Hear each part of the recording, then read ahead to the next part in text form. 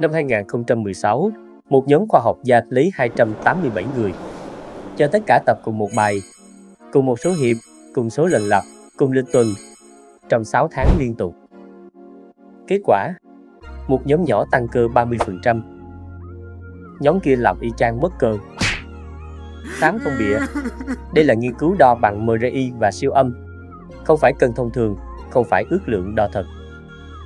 Vậy cái gì đang xảy ra bên trong cơ thể những người đó? Có gì đó mà người này làm được, người kia không, dù họ làm y hệt nhau từ chương trình tập. Câu trả lời không nằm ở ý chí, không nằm ở thức ăn. Nó nằm ở cấp độ sâu hơn nhiều, bên trong từng tế bào cơ. Và đó chính xác là thứ Xám sẽ bóc ra cho mấy ông hôm nay, từng lớp cấp độ 1. Mình làm video này vì thấy quá nhiều người tập gym tháng này qua tháng khác, nhìn vào gương và tự hỏi tại sao cái thằng kia nó to nhanh vậy. Câu hỏi đó đau thật, nhưng nó cũng là cơ hội cho bạn. Bởi vì khi bạn hiểu cơ bắp hoạt động theo cơ chế nào, từ hành động đơn giản nhất đến phân tử sâu nhất, bạn không còn tập trong mù quáng nữa. Bạn tập có mục tiêu, và khoảng cách giữa bạn và thằng kia sẽ ngắn lại nhanh hơn bạn tưởng. New Plan Việt Nam đã có thể dùng ngay bây giờ, có hàng trăm món ăn thuần Việt, hương vị đa dạng. Các bạn vào đăng ký dùng thử ngay nhé, link ở phần mô tả. Quay lại cái nghiên cứu 287 người đó. Các nhà khoa học chia họ thành 3 nhóm kết quả. Nhóm 1, Hyper-Responder, tăng cơ nhanh gấp 2 đến 3 lần mức trung bình. Cơ bắp lớn hơn tới 30% chỉ sau 6 tháng. Nhóm 2, Average Responder, mức thông thường, cơ lớn hơn khoảng 5 đến 10%. Nhóm 3, Low Responder, gần như không tăng, một số thậm chí bị mất cơ. Cùng bài tập, cùng lịch, cùng 6 tháng, kết quả khác nhau hoàn toàn. Gen quyết định bao nhiêu trong số đó. Thực ra là khá nhiều, nhưng không phải là tất cả. Một trong những thứ gen kiểm soát, đó là myostatin, một loại protein có nhiệm vụ kiềm hãm cơ bắp không cho lớn quá. Nghe vô lý, nhưng có lý do. Cơ bắp đốt rất nhiều calo để tồn tại. Cơ thể tổ tiên chúng ta không đủ khả năng nuôi một thân hình to như Ronnie Coleman mà vẫn sống sót qua mùa đông đói rét. Nên myostatin ra đời để thắng phanh cơ bắp lại. Người có myostatin thấp tự nhiên, rất hiếm, khoảng 4 trong 1 triệu người. Họ xây cơ nhanh đến mức khó tin, ngay cả khi chưa đụng tạ lần nào. Nghe buồn cười, vì nếu ở thời tiền sử đó là bất lợi, nhưng ở thời hiện đại chú trọng ngoại hình, nó lại là lợi thế. Nghe hơi phủ. Nhưng đây là thứ Xám muốn mấy ông nhớ. Bất công về gen chỉ quyết định điểm khởi đầu, không quyết định điểm kết thúc. Và từ điểm khởi đầu đó, có 5 cấp độ để hiểu và dễ thay đổi cuộc chơi. Level 1, nâng tạ và ăn protein. Cấp độ này đơn giản đến mức nghe xong bạn sẽ thấy mình đã biết rồi. Nhưng hãy để Xám giải thích lại theo cách đúng. Khi bạn nâng tạ, cơ thể nhận được một tín hiệu, có gì đó nặng đang kéo tao ra. Tao cần to hơn để chống lại nó. Đây gọi là phản ứng thích nghi. Giống kiểu da tay bạn chai cứng sau khi kẹp tạ đủ lâu. Cơ thể không thích bất ngờ. Nó tự điều chỉnh để dễ chịu hơn ở lần sau. Nhưng nâng tạ là không đủ. Để xây được thứ gì đó, bạn cần vật liệu xây dựng. Và vật liệu đó là protein. Protein được tiêu hóa, phân rã thành axit amin. Cơ thể dùng axit amin để đắp lên bó cơ đang cần phát triển. Không có protein, dù có tín hiệu phá cơ, nhưng nguyên liệu không có, thì cơ không mọc lên thêm. Đơn giản vậy thôi ở cấp độ 1. Level 2, quá tải lũy tiến. Cấp độ 1 dễ làm đó. Nhưng nếu 2 năm sau bạn vẫn đang đẩy cùng mức tạ đó, cùng số rep đó, thì cơ thể đã quen rồi. Nó không cần thích nghi thêm. Nó ngừng phát triển. Đây là lúc điểm trơ cơ bắp xuất hiện. Cơ bắp không còn cảm thấy tải nặng và thử thách nữa. Nó trơ ra. Giải pháp, bạn phải liên tục leo thang, theo từng buổi tập 1. Cách đơn giản nhất. Tuần 1 3 hiệp nhân 10 rep với tạ 20 kg. Tuần 2 3 hiệp nhân 11 rep với tạ 20 kg. Tuần 3 3 hiệp nhân 12 rep với tạ 20 kg. Tuần 4 quay về 10 rep nhưng lên 22,5 kg. Nếu mấy ông không thể tăng tạ mỗi buổi, không sao. Có nhiều cách khác để leo thang, thêm hiệp tập, kiểm soát nhịp hạ tạ chậm hơn, tập trung cảm nhận cơ căng ra nhiều hơn, hoặc đổi một bài mới có phạm vi chuyển động dài hơn và bắt đầu chu kỳ leo thang mới với bài đó. Về dinh dưỡng, cũng cần cụ thể hơn ở cấp độ này.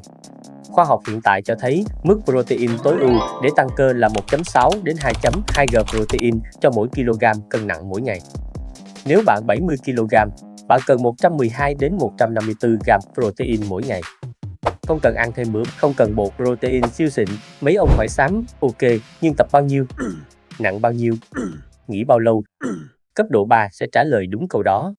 Level 3. Tác động vật lý. Biến số 1. Nỗ lực. Đây là thứ quan trọng nhất. Không có biến số nào bù đắp được nếu bạn tập cầm chân. Ngưỡng cơ bắp cần là ở hiệp tập cuối cùng. Không cần biết bạn đã tập bao nhiêu rep, miễn sao còn khoảng 1 đến 3 rep nữa mới thực sự không đẩy nổi. Đó chính là vùng hiệu quả. Nếu không đạt ngưỡng không đẩy nổi thì bạn đang lãng phí cả buổi tập, dù có tập 10 năm đi chăng nữa. Vậy tập đến thất bại hoàn toàn ở các hiệp trước đó thì sao? Không cần thiết mỗi set đâu, rất dễ dẫn đến chấn thương, chỉ cần set cuối. Biến số 2. Khối lượng tập. Khoa học hiện tại gợi ý 10-20 hiệp nặng cho mỗi nhóm cơ mỗi tuần là vùng ngọt nhất cho hầu hết mọi người. Nhưng đây không phải con số cứng. Mỗi người có một ngưỡng khác nhau. Có người 12 hiệp là đủ, thêm là giảm hiệu quả. Có người cần 18 hiệp mới kích thích sự phát triển. Thực nghiệm và tự quan sát, đó là cách duy nhất để tìm ra con số của bạn. Và đây là điều Xám muốn nhấn mạnh. Nếu bạn là người phản ứng chậm, cần nhiều rep mới mỏi, bạn có thể bù đắp bằng volume. Tăng khối lượng tập thêm 20 đến 30% so với hiện tại, và cơ thể sẽ phải phản ứng nhiều hơn. Bất công từ gen sẽ được thu hẹp lại theo cách này. Biến số 3. Lựa chọn bài tập. Ưu tiên bài tập phối hợp, compound squat, deadlift, bench press, pull up, overhead press. Những bài này kéo nhiều nhóm cơ cùng lúc, tạo được kích thích lớn nhất trong thời gian ngắn nhất. Nhưng đừng bỏ hoàn toàn những bài cô lập. Những nhóm cơ nhỏ như cơ nhị đầu, cơ vai trước, cơ vai giữa thường bị các bài phối hợp bỏ sót, cần bài riêng để tấn công trực tiếp.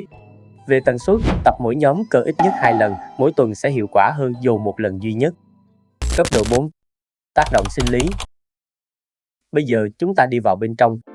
Cơ thể xây cơ vì 3 lý do theo mô hình của Dr. Brad Tufeld. Động lực 1. Căng thẳng cơ học. Đây là ông vua. Nguyên nhân số 1 khiến cơ bắp phải thích nghi và lớn lên. Hình dung thế này, khi bạn kéo sợi dây thừng hai đầu cùng một lúc, sợi dây căng ra. Cơ bắp cũng vậy. Vừa bị kéo giãn khi hạ tạ, vừa bị kéo vào khi co lại.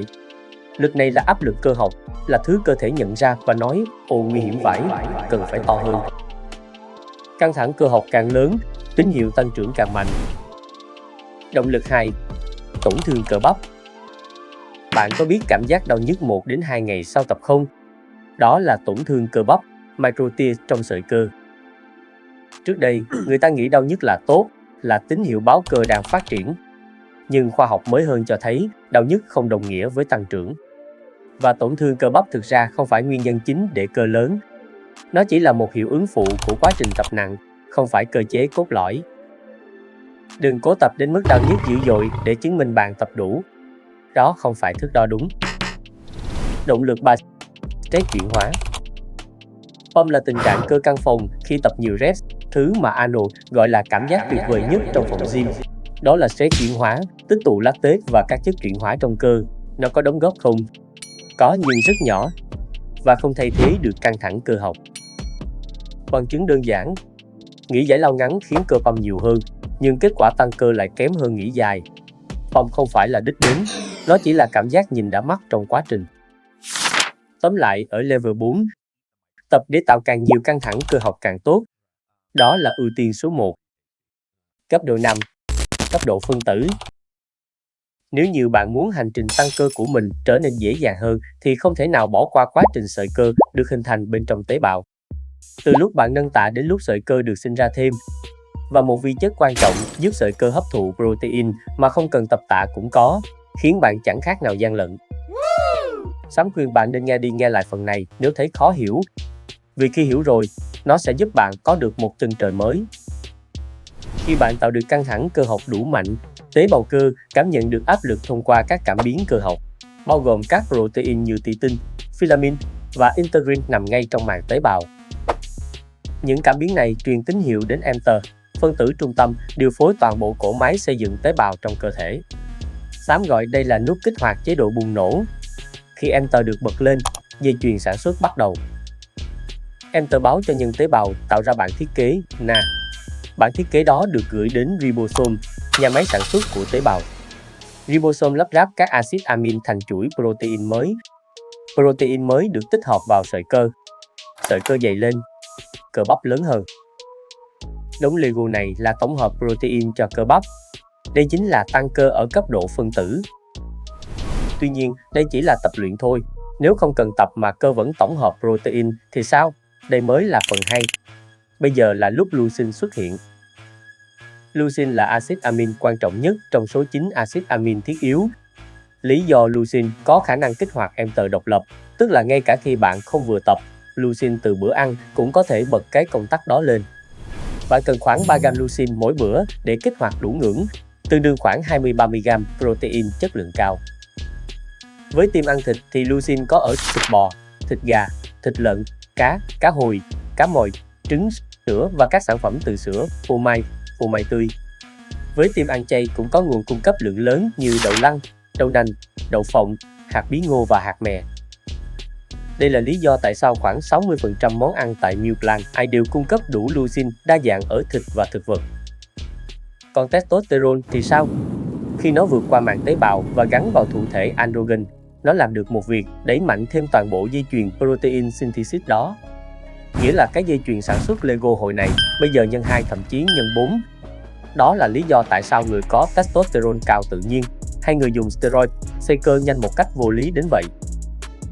Vậy tại sao có người tăng cơ 30%, người tập y hệt lại mất cơ? Vì gen của họ quyết định bao nhiêu Enter được kích hoạt từ cùng một tín hiệu cơ học. Quyết định myostatin cao hay thấp. Quyết định cảm biến cơ học nhạy đến mức nào. Nhưng đây là điều Xám muốn khắc vào đầu mấy ông. Một nghiên cứu gần đây cho thấy phần lớn sự khác biệt về kết quả trong phòng gym không thể giải thích hoàn toàn bằng gen. Thay vào đó là giấc ngủ chưa đủ, protein chưa đủ, nỗ lực thật ra chỉ ở mức 60-70% và một kế hoạch tập hoàn toàn sai cơ chế. Gen là điểm xuất phát, không phải điểm kết thúc. Nếu bạn có gen kém mà hiểu 5 cấp độ này và áp dụng đúng, sẽ đánh bại kẻ gen tốt đang tập mù suốt đời. Nếu video này mở ra thứ gì đó trong đầu bạn, bấm theo dõi kênh để không bỏ lỡ những video tiếp theo của Xám, vì Xám còn rất nhiều thứ cần chia sẻ đến bạn. Hẹn gặp ở video tiếp theo.